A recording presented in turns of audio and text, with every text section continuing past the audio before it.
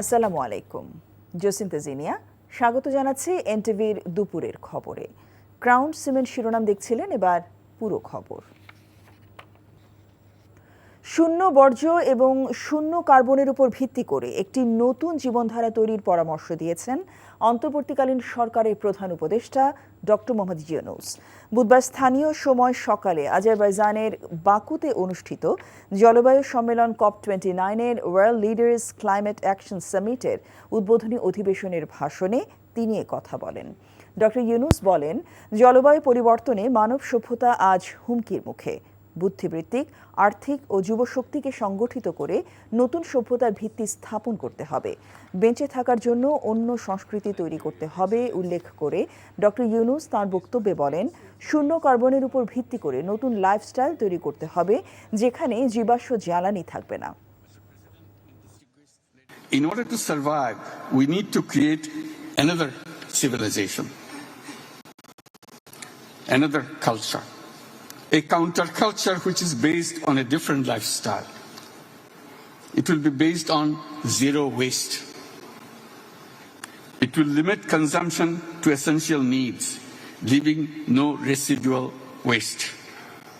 This lifestyle will also be based on zero carbon, no fossil fuel, only renewables. This will be an economy based primarily on zero personal profit. All that is on social businesses. This business, social business, is defined as a non-dividend business addressed to solve social and environmental problems. Nepal ও ভুটানে উৎপাদিত জলবিদ্যুতের জন্য একটি দক্ষিণ এশীয় grid তৈরি করার আহ্বান জানিয়েছেন প্রধান উপদেষ্টা অধ্যাপক মোহাম্মদ ইউনূস। বুধবার বাকুতে জলবায়ু সম্মেলনের ফাঁকে সোশ্যাল বিজনেস গ্রুপের সঙ্গে এক বৈঠকে প্রধান উপদেষ্টা বলেন, বাংলাদেশ, ভারত, নেপাল এবং ভুটানের সঙ্গে সংযোগকারী বিদ্যুৎ গ্রিড না থাকায় হিমালয়ের দেশগুলোর বেশিরভাগ জলবিদ্যুৎ উৎপাদন সম্ভাবনা কাজে লাগানো যাচ্ছে না। নেপালের কর্মকর্তারা জানান, দেশটি 40,000 মেগাওয়াট জলবিদ্যুৎ উৎপাদনের সম্ভাবনা রয়েছে, যা ভারত ও বাংলাদেশের মতো বড় দেশগুলোকে জীবাশ্ম জ্বালানির উপর নির্ভরতা কমাতে সাহায্য করতে পারে।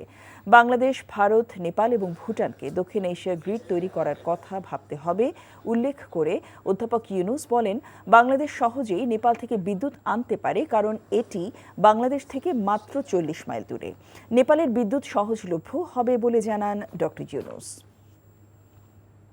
তত্ত্বাবধায়ক সরকার পদ্ধতি বাতিল করে গণতন্ত্র, মৌলিক অধিকার ও আইনের শাসনের কবর রচনা করা হয়েছে বলে হাইকোর্টকে জানিয়েছেন অ্যাটর্নি জেনারেল এম আসাদুজ্জামান।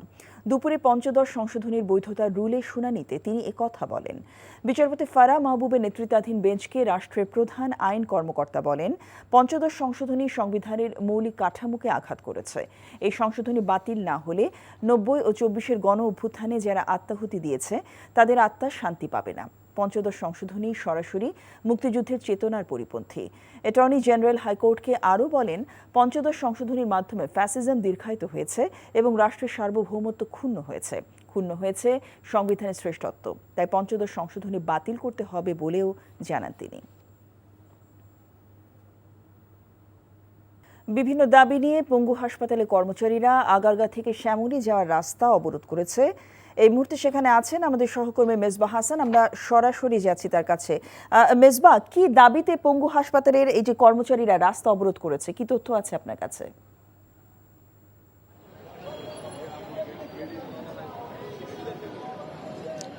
জিসেন্তা, একটু জানিয়ে রাখি, আধা ঘন্টা হলো আর কি, প্রায় 30 মিনিট যাবৎ হাসপাতালে অবস্থান নিয়েছে শিক্ষার্থী এবং হাসপাতালের কর্মীরা।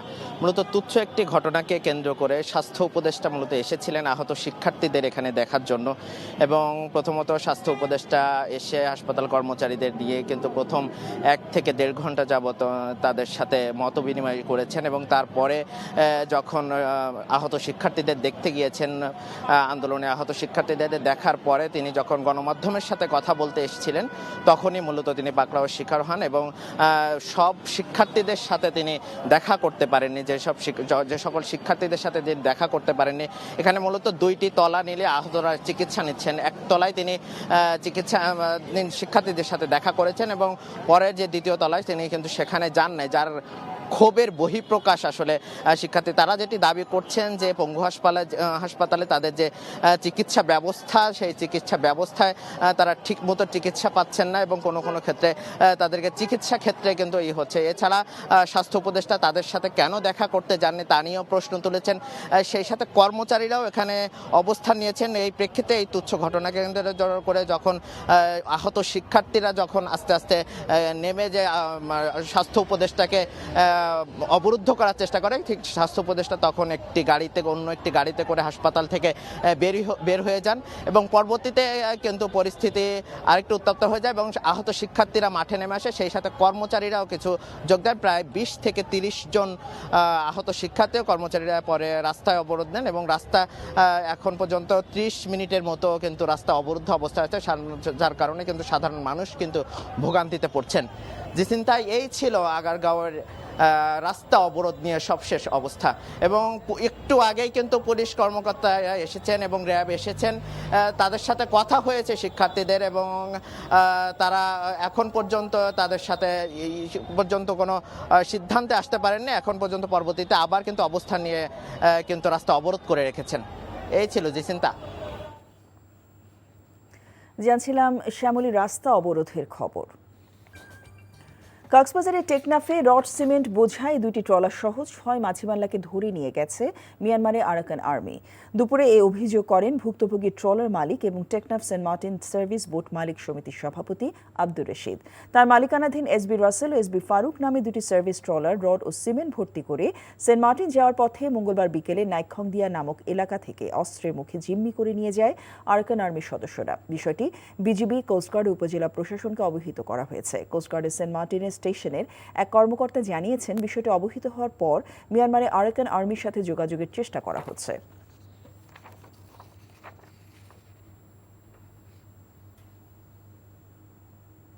রংপুর বিভাগ থেকে উপদেষ্টা নিয়োগ ও বিতর্কিত ব্যক্তিদের উপদেষ্টা পরিষদ থেকে অপসারণের দাবিতে 1 ঘণ্টা রাস্তা অবরোধ করে বিক্ষোভ সমাবেশ করেছে বৈষম্য বিরোধী ছাত্র আন্দোলন। দুপুরে ঢাকা রংপুর মহাসড়কে মডার্ন মোড় অবরোধ করেন আন্দোলনকারীরা। এর ফলে রাজধানীর সাথে রংপুরের 6টি জেলার সড়ক যোগাযোগ বন্ধ হয়ে যায়।